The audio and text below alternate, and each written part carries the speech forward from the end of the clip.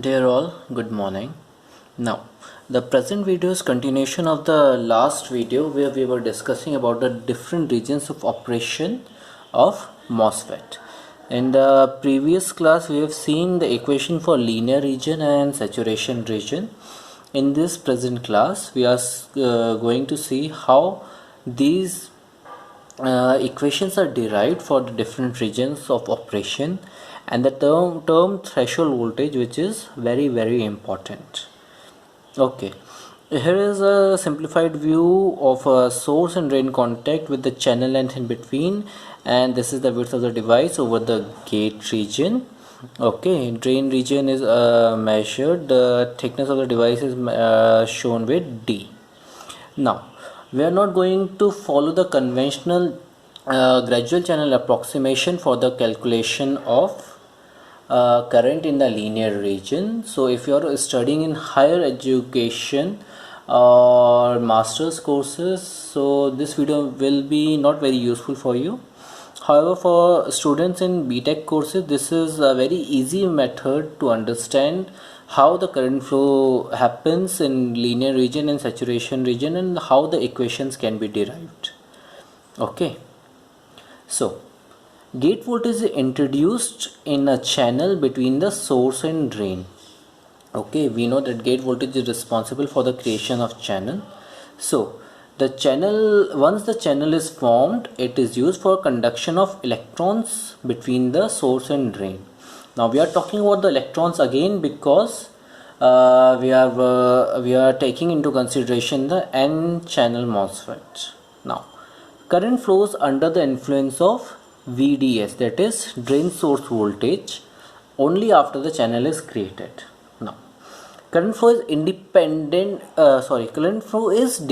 on the charge carrier concentration, which is dependent on VGS. Higher the VGS, more electrons will be attracted into the channel and higher will be their concentration, therefore higher current can flow.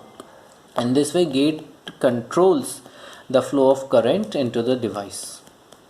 Now therefore drain source current IDS depends both upon VGS and VDS.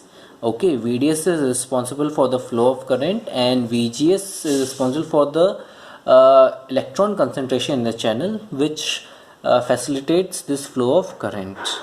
Now considering the MOSFET structure, when electrons flow from source to drain, so IDS or minus ISD, depending upon which direction we take for the flow of current.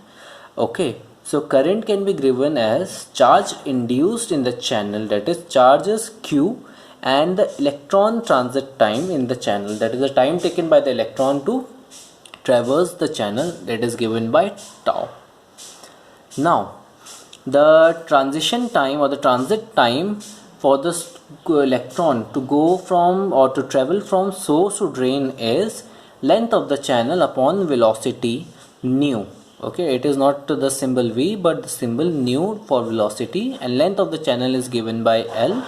It has also been mentioned in the previous diagram. Now if we will look at the relation for velocity, velocity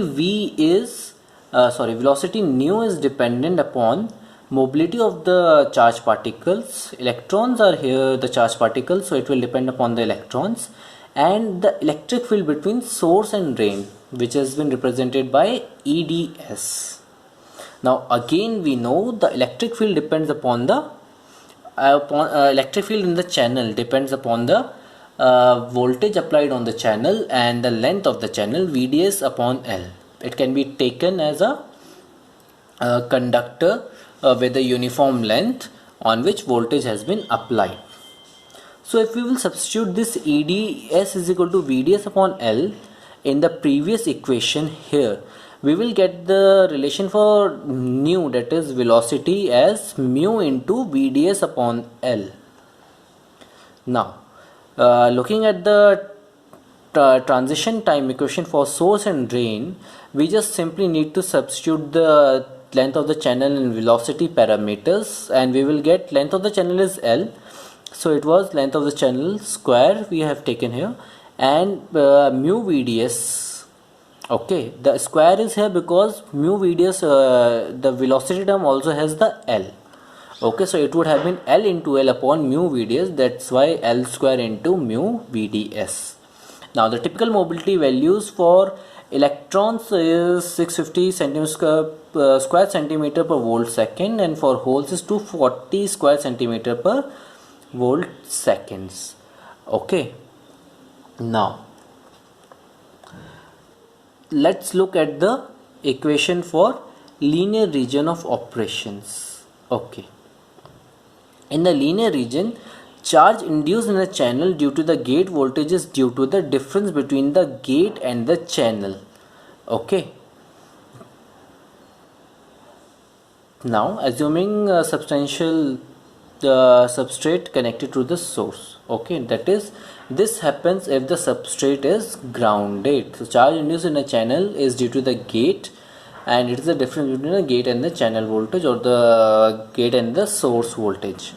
Now voltage along the channel varies linearly with the distance x from the source due to the IR drop in the channel. Now there is a drop in the channel, okay, because channel has its own resistive value or own resistance. So voltage on the channel varies linearly with the distance x from source due to the IR drop in the channel, and assuming the device is not saturated in an average value of VDS by 2. Therefore the average value can be taken as VDS by 2. Further, the effective gate voltage VG is equal to VGS minus VT. Okay, because the VT has been the amount of voltage which has been applied to create the channel, so that will not be taken into consideration for the effect of gate. VT is our threshold voltage. So charge per unit area is epsilon into epsilon, Eg into epsilon naught. So induced charge QC will be Eg into epsilon naught W by L, where Eg is the average electric field at the gate and channel. Now Eg is Vg minus Vt minus Vds by 2. Okay, upon D, where D is the thickness of our oxide region. Thus QC can be written as WL epsilon naught upon D, that is V into VGS minus VT minus VDS whole square. We have just substituted the values of different parameters in the QC equation. So on combining equation 1 and 2, we can get the value of ID as ID is equal to epsilon naught mu upon D W by L VGS minus VT minus VDS by 2 into VDS. So if we will solve this equation, we will get epsilon naught mu upon D into W by L VGS minus VT into VDS minus VDS whole square by 2, and the final equation comes as ID is equal to C ox mu n W by L VGS minus VT into VDS minus VDS whole square by 2. Now epsilon naught upon D is written as C ox, that is the capacitance of the oxide.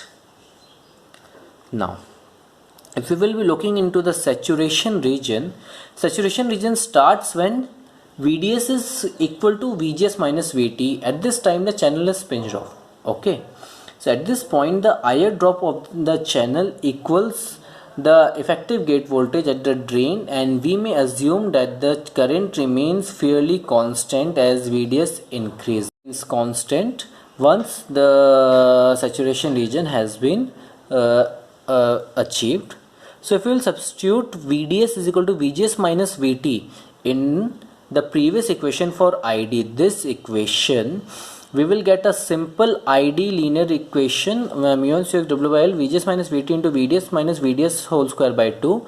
In this equation we have to substitute this value, so we will get mu1 Cx W by L VGS minus VT.